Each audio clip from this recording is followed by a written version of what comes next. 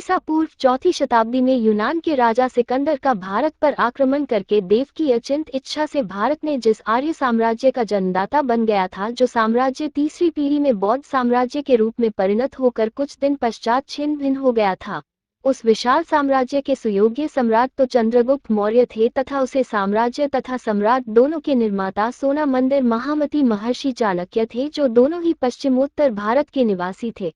उन्होंने विदेशी आक्रमण की हानियां प्रत्यक्ष देखी और अनुभव की।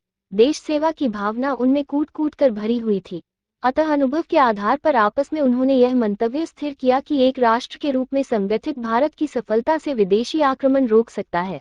विदेशी आक्रमण का पंजाब के गण राज्यों पर जो प्रतीकात्मक मनोवैज्ञानिक प्रभाव पड़ा, वही प्रभाव आगे चलकर चंद्रगुप्त के संयुक्त भारतीय सिंहासन का सम्राट बनने का आधार बना। पंजाब की ब्राह्मण जातियों में जोयावनों के विरुद्ध विद्रोह हुआ। उसके पूरक नेता चाणक्य और चंद्रगुप्त दोनों ही ब्राह्मण छात्र शक्तियों ने अभिन्न हृदय से मिलकर केवल 24 वर्ष में अपना अखंड भारतीय साम्राज्य का सपना पूरा करके ही थोड़ा कौटिल्य गोत्री महर्षि सड़क के पुत्र आदर्श ब्राह्मण विष्णुगुप्त, जो चाणक्य के नाम से विख्यात हुए सम्राट चंद्रगुप्त के तक्षशिला विश्वविद्यालय से आचार्य थे। उस समय की वैदेशिक विपत्ति ने उन दोनों संवेदनशील देश प्रेमी वीरों के मनों में राष्ट्र रक्षा का प्रश्न उत्पन्न किया था और उन्हें उस आक्रमण का प्रतिरोध करने के लिए प्रस्तुत कर दिया था।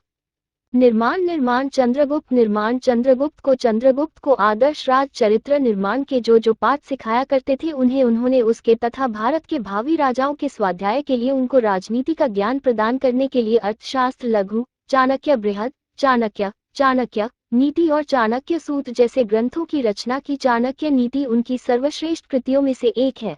आचार्य चाणक्य की लेखनी में जो आज तेज दौड़ता, साहस, आत्मविश्वास तथा राष्ट्र सुधार की गहरी लगन है, उससे पता चलता है कि उनके पास व्यक्तिगत जीवन की कोई स्थिति नहीं थी।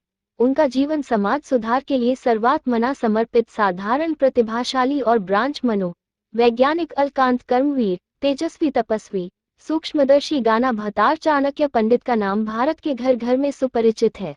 भारत में कुशल वैद्य को धन्वंतरी कहा जाता है। इसी प्रकार व्यवहार में अति कुशल व्यक्ति को चालक के उपनाम से विभूषित किया जाता है।